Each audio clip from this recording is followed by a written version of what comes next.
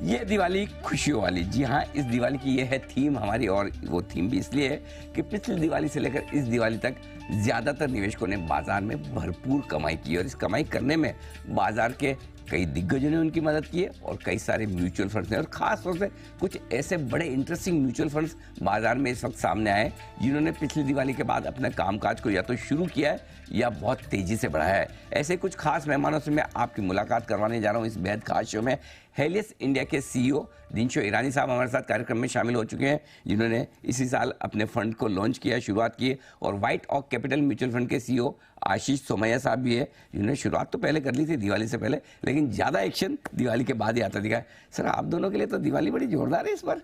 आशीष जी, मतलब इस दिवाली का हम बहुत साल से वेट कर रहे थे, काफ़ी सालों से इंतजार कर रहे थे, फाइनली। सर, हमारे लिए तो हर एक दिवाली अच्छी रहती है। बहुत बढ़िया, लेकिन ये स्पेशली एक माइलस्टोन है। ये स्पेशल है क्योंकि हमारा एनएफओ अभी आज खत्म होने वाला है। आज लास्ट डे? आज लास्ट डे एनएफओ। अरे क्या बात है।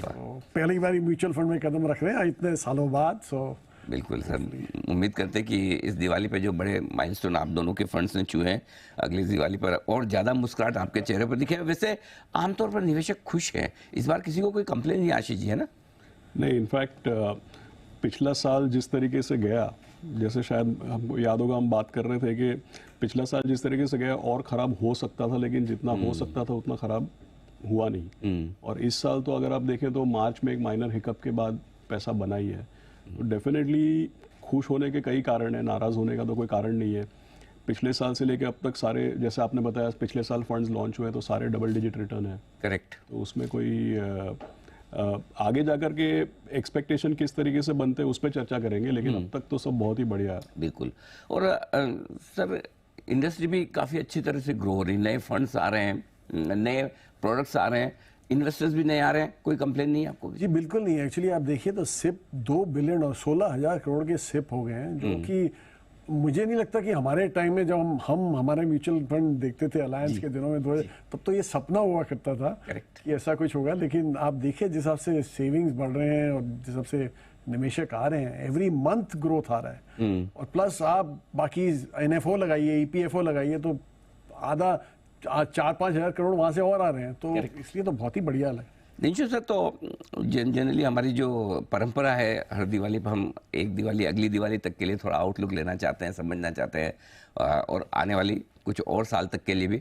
बताएं सर, क्या व्यू क्या बन रहा है मार्केट में इस वक्त? जी ऐसा है कि बाजार में इंडिया को लेके तो व्यू बहुत अच्छा है, कि आप हमारा डोमेस्टिक देखिए, जो टैक्स इनफ्लोज हैं इतने बढ़िया हो रहे हैं, गवर्नमेंट का केपेक्स देखिए बहुत ही बढ़िया हो रहा है। और दूसरा ये मत भूलिएगा कि अगले मई में सेंट्रल इलेक्शंस हैं, तो वहाँ आप देखिए कि कितना इन्फ्यूजन आ रहा है। अभी रूरल इकोनॉमी के लिए भी जरा पुश हो रहा है, तो वो जो पार्ट था रूरल का जो डाउन था, वो अभी होपफुली थोड़ा that economy also will pick up. तो वो एक आप ध्यान रखिए। और दूसरा प्रॉब्लम हमें हो रहा है यूएस से।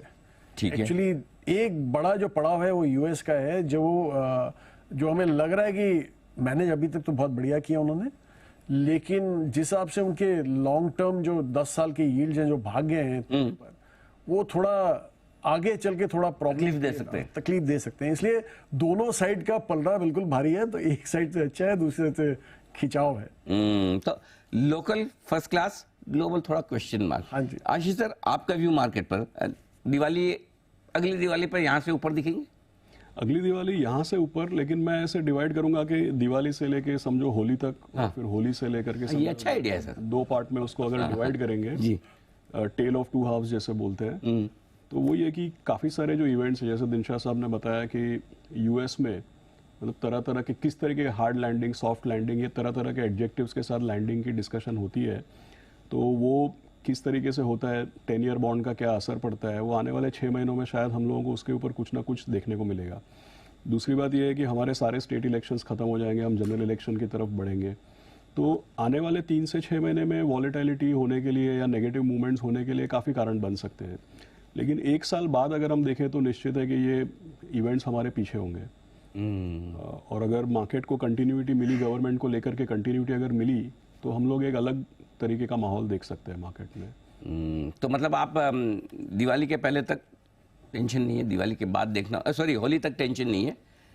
होली तक शायद होली तक रहेगी टेंशन, क्या होगा क्या नहीं होगा, मतलब रिजल्ट जैसे जैसे मई में जैसे आएगी। पिछली होली के आसपास हमने एक ट्रेलर देखा ना, मार्च 2023 में एक ट्रेलर देखा हमने। वैसा एग्जैक्टली।